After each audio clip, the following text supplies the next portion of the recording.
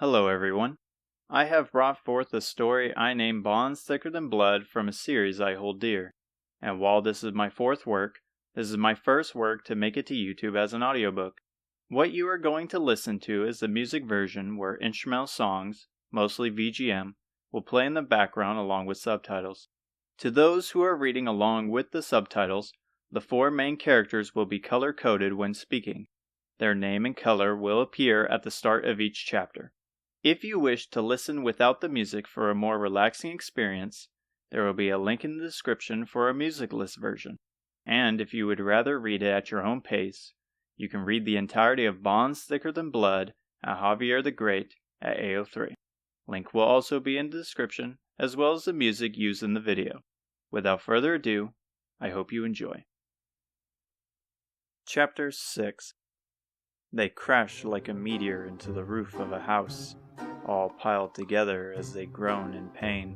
Hotaru's bones all feel broken, and it doesn't help that she has the others planted atop her like a stack of cards. What in the goddess's name? An old man screamed, running up nearby stairs. He focused his eyes on the group and up to the large hole in his ceiling. What happened to my roof? Who are you people? The old man atop Dreamer's Tower sent us, Hotaru muttered as she pushed the others off her with what little strength she had as she rose. Her eyes readjust to find a cozy room, though the floor has broken and scattered pieces of brick and wood. It appears as a dusty storage room with dozens of boxes, but from downstairs, a pleasant smell of boiling food travels to the top floor. Roy is the one who did this? All I want is to live my life in isolation, but the goddess knows with him around, I can't even have a single day of peace. I'm sorry about what happened. We didn't know we would crash into your house. He sighs. It's not your doing, so driving my rage towards you is useless. Now come on. I have supper just about finished. Grab a bowl and tell me what this is about. Thank you so much. I've been starving, Isamu blurted, shooting up from the ground as if nothing happened. He grabs onto Fadira and Aziza as if they were luggage and carries them quickly down. Hotaru watches in awe as her brother leaves her behind, and the old man in a red robe shakes his head. That was great, Isamu complimented and rubbed his exposed stomach. Hotaru glares at him, but she can't help but agree with his words as she feels stuffed like a pig, ready to drop down for a quick nap. Fadir, however, has been looking nauseous, his face still devoid of color after the meal, and went to bed early, with Aziza watching over him. The old man takes their clean bowls and stacks them onto the small table they are sitting around. So what is it you need? Well, we need a way onto the mainland, and Roy said you knew a way. Or at least that's how he explained how the feather would work, Hotaru said. So you four are the heroes he's been referring me to. You know us? Isamu asked as he leaned forward. Sure I do.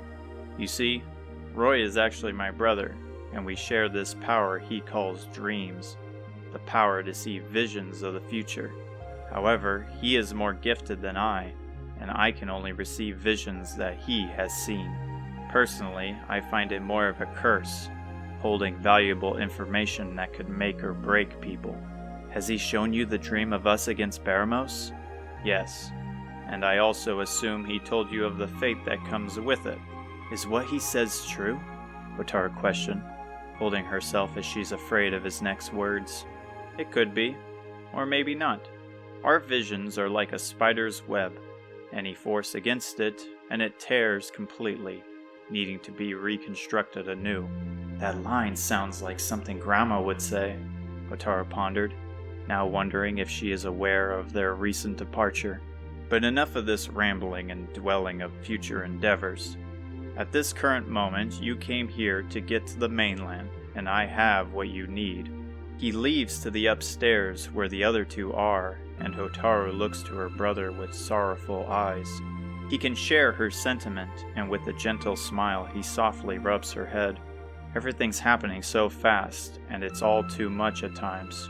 But these small gestures and familiar conversations with the people she grew up with keep her feet steady on the ground. No doubt the others feel the same, but she must remain strong, just as they are for her, just as her father would.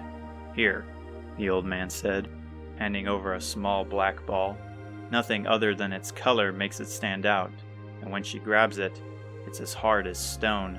It's called a wrecking ball, and with a small fire, it will blow open a path to the teleporter. She haphazardly drops it. It's a bomb? Isamu moves like a lightning bolt and covers his head with his hands. Careful now, or else the hole in my roof will be the last of my worries. Take it to the ruins to the east of here. Set it next to the blocked doorway and ignite it. From there, the path will be clear. He stands up to leave, but Hotaru calls out, "Thank you again for your help, and sorry again for your roof." He giggles. "Don't worry about the roof. I've been practically begging my nephew to replace the thing, and now I have a good reason. You should probably rest up here until the morning, as it will be a long journey." "Hey, where's Aziza? I thought she was up here," Hotaru asked her brother as he lay in a large blanket on the floor. He calmly responds, keeping his eyes towards the hole, looking at the gleaming stars. "She went out. I thought she was watching Fadir. Does Fadir look like he needs watching?" She turns towards his bed to find him sleeping soundly. No longer does he look sick, finally at peace like a baby in a crib. "Do you really have to say it like that? Would you have liked me to say, 'I have my eyes on him'?" She smirks at his overdramatic optimism. Even after hearing the haunting words of the dreamer, he is still able to crack jokes.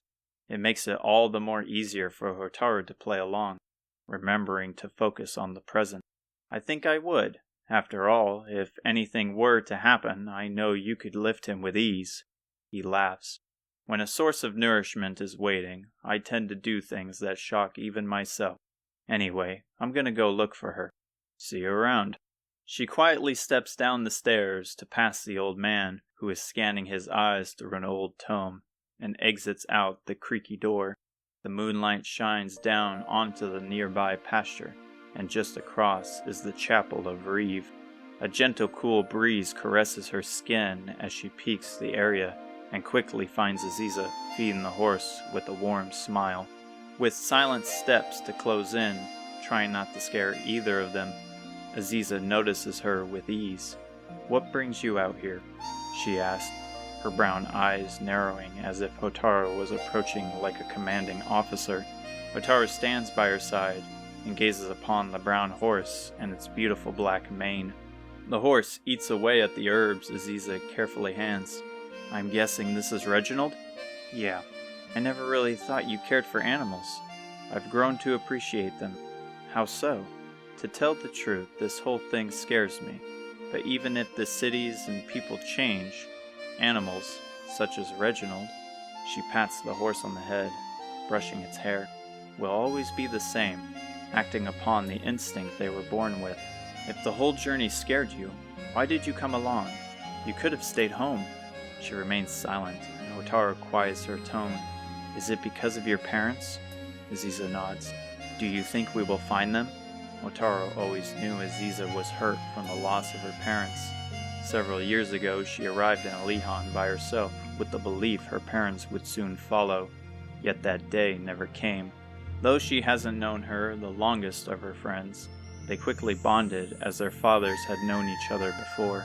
"I want to believe that," she finally muttered. "We both have families that fought in the invasion quite a few years ago, and some time after the king told me my dad was gone. But I can't simply grasp that reality, and for some reason, when Roy mentioned a warrior before, I had this feeling it was him." I thought the same thing. "We might be following the exact trail he did. So you believe he is alive?" "I don't know. But either way, I know what I must do. I understand your feelings of uncertainty, and it's because of you all that I keep afloat. And along with him, we will search for your family too, even if all we gather is clarity. But for the moment, all I can do is thank you for tagging along. The Queen must know what happened to Dad. Grandma must know." She smiles softly, trying to hide her clean teeth away from her. Then she turns to her with a bigger smile, and hands a colorful herb to Hotaru. "Would you like to feed him?" "I would love to."